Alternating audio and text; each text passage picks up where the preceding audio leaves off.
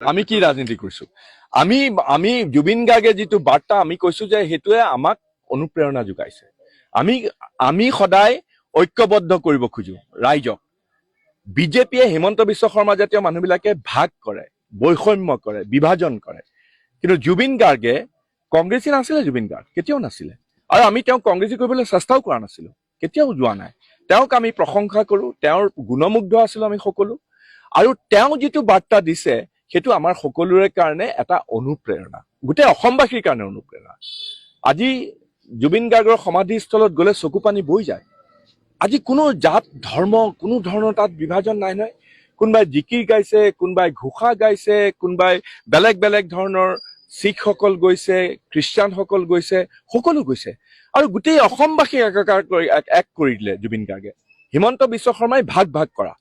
জুবিন গাৰ্গে এক কৰিলে গতিকে আমি জুবিন গাৰ্গৰ পক্ষত থাকিম আৰু জুবিন গাৰ্গৰ আদৰ্শক সদায় চিৰযুগমীয়া কৰিবৰ কাৰণে আমিও সংগ্ৰাম কৰি যাম জুবিন গাৰ্গ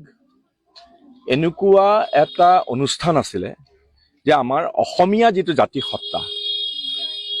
সেই অসমীয়া জাতি সত্তাটো যিটো গুৰুজনাই আচলতে আমাক দেখুৱাই গৈছিল যে উদাৰভাৱে সকলোকে বুকুত লৈ অসমীয়া জাতিটোক এই যিটো বাৰ্তা আছিলে গুৰুজনাই এইটো কৰিছিলে তাৰপিছত সুধাকন্ত ভূপেন হাজৰিকাই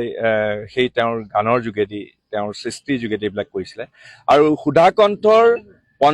জন্ম হোৱাৰ 50 বছৰৰ পিছত জুবিন গাৰ্গ অসমত জন্ম হৈছে গতিকে জুবিন গাৰ্গ হ'ল নতুন প্ৰজন্মৰ আমাৰ উঠি অহা প্ৰজন্মৰ সকলোৰে অনুভূতিখিনিক আশা আকাংক্ষাখিনিক তেওঁ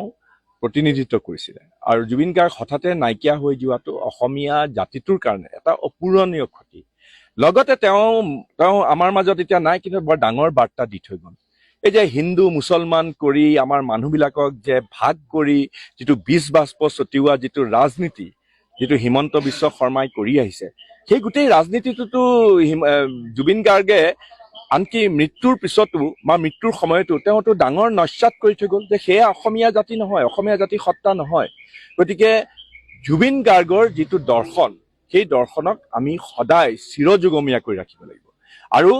জুবিন গাৰ্গে ন্যায় পাবই লাগিব জুবিন গাৰ্গ হয়তো জীয়াই থকাত বহুতৰে চকুৰ কুটা দাঁতৰ খুল হৈ পৰিছিলে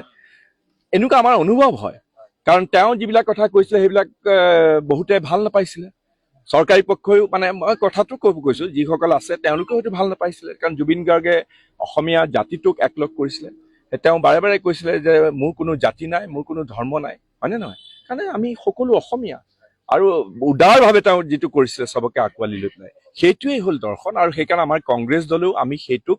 আমাৰ কাৰণেও এইটো আমাৰ বৰ এটা অনুপ্ৰেৰণা জুবিন গাৰ্গৰ যিটো আদৰ্শ গতিকে সেই আদৰ্শটো আমি জীয়াই ৰাখিবৰ কাৰণে আমি কংগ্ৰেছ দলৰ ফালৰ পৰাও আমি এটা কাৰ্যসূচীয়ে লৈছো জাষ্টিছ ফৰ জুবিন গাৰ্গ আমি সকলোৱে বিচাৰো অকল কংগ্ৰেছ দলে নহয় অসমৰ প্ৰতিটো জাতি জনগোষ্ঠীৰ প্ৰতিটো ধৰ্মৰ চুকে কোণে সকলো লোকে জুবিন গাৰ্গক ন্যায় দিয়াটো বিচাৰে